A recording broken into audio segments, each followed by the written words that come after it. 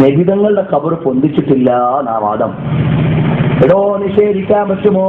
എന്നൊക്കെ സൗദി ഗവൺമെന്റിൽ വലിയ സ്വാധീനാണല്ലോ. ധൈര്യമുണ്ടെങ്കിൽ ആ പരിശുദ്ധമായ റൂമിലെ ലൈറ്റ് ഒന്ന് ഇടിക്കാൻ നിങ്ങൾ സന്നദ്ധരാവുക. ഇപ്പോഴും പോയാൽ നബി സല്ലല്ലാഹു അലൈഹി വസല്ലം റൗളത്തുൽ മുശറഫ ഉൾക്കൊള്ളുന്ന ആ ഖബർ ശരീഫ് ഉൾക്കൊള്ളുന്ന റൂമിന്റെ ബാക്കിൽ ഫാത്തിമ റളിയല്ലാഹു അൻഹയുടെ ചെറിയൊരു വാതിലുണ്ട്. ആ വാതിലിന്റെ മേൽ ബുർദയുടെ വരി എഴുതി വെച്ചിട്ടുണ്ട്. അതിലൂടെ നോക്കിയാൽ നമ്മുടെ മടവൂരിലും മറ്റും ഉള്ളതുപോലെ ഉയർത്തിക്കെത്തിയത് ഇപ്പോഴും കാണാം. ഞാൻ അല്ലാഹുവിന്റെ തൗഫീഖ് കൊണ്ട് കണ്ടിട്ടുണ്ട്.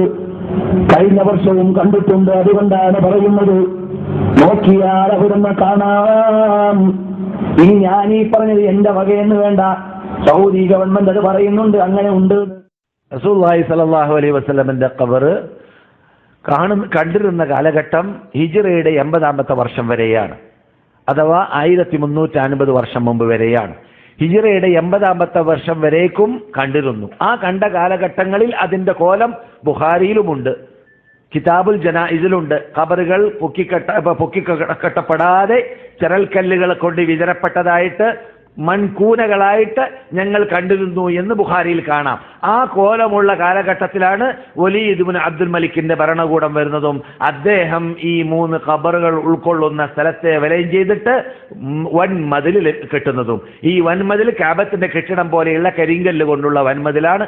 ആ വൻമതിൽ 5 കോണാണ്. അതിന് ആ 5 കോണുള്ള വൻമതിലിന്റെ മീതെ വിരിയിട്ടിട്ടുണ്ട്.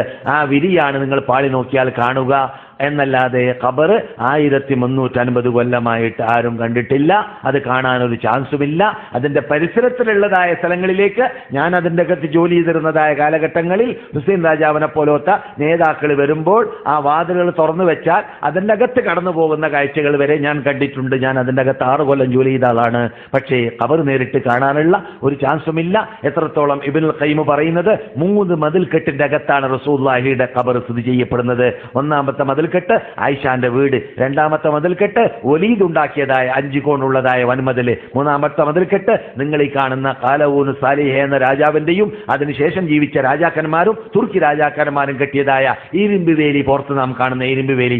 അങ്ങനെ വളരെ ഭദ്രമായിട്ട് റസൂലുള്ള പ്രാർത്ഥിച്ച പ്രാർത്ഥന ഫലമായിട്ട് എന്റെ ഖബറിനെ ജനങ്ങൾ പൂജിക്കുന്ന ആരാധനാലയമാക്കി മാറ്റരുതേ റബ്ബേ എന്ന് റസൂലുള്ള പ്രാർത്ഥിച്ചിരുന്നു. ആ പ്രാർത്ഥന ഫലമാണ് അങ്ങനെയാവാൻ കാരണമെന്ന് മഹാനായ നമ്മുടെ ഇമാം ശൈഖുൽ ഇസ്ലാം ഇബ്നുൽ ഖയ്യിം റഹ്മത്തുള്ളാഹി അലൈഹി പറയുന്നുമുണ്ട്. അതുകൊണ്ട് നിങ്ങളോട് 62 കണ്ടു എന്ന് പറയുന്നതായ തത്വം അത് പച്ചക്കള്ളമാണ്. 62 പോകട്ടെ, 1300 പരം വർഷമായിട്ട് ആരും കണ്ടിട്ടില്ല. അതെ ഈ വൻമതിലിന്റെ വടക്ക് ഭാഗത്തുള്ള ഒരു സൈഡ് തീപിടുത്തത്തിൽ തകർന്നിരുന്നു 9ാം നൂറ്റാണ്ടിൽ. ആ തകർന്ന കാലഘട്ടത്തിൽ റിപ്പയർ ചെയ്യുന്നവർ കണ്ടു കാണും എന്നല്ലാതെ നേർക്ക് നേരെ പൊതുജനങ്ങൾക്ക് കാണാനുള്ളതായിട്ട് ഈ പറഞ്ഞ തീയതിയിൽ സകലം ഇത് ഇല്ലാത്ത ഒരു യാഥാർത്ഥ്യമാണ്.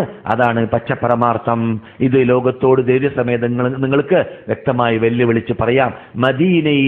മദീന ചരിത്രത്തിലെ താളുകൾ എന്ന മലയാളത്തിൽ പരിഭാഷപ്പെടുത്തിയതായ ഇവിടുത്തെ അൽ ഹാഫിദ് എന്ന കുടുംബക്കാരൻ എഴുതിയതായ അൽ മദീന പത്രത്തിന്റെ എഡിറ്ററായിരുന്ന, അതിന്റെ ഓണറായിരുന്ന, ഉടമയായിരുന്ന ആ വ്യക്തി എഴുതിയതായ പുസ്തകം ഇംഗ്ലീഷിൽ, ഉറുദുവിൽ, ഫ്രഞ്ചിൽ, എൻ്റെ ഓർമ്മ ശരിയാണെങ്കിൽ അറബിയിൽ, മലയാളത്തിൽ പട്ടണത്തിൽ കിട്ടും.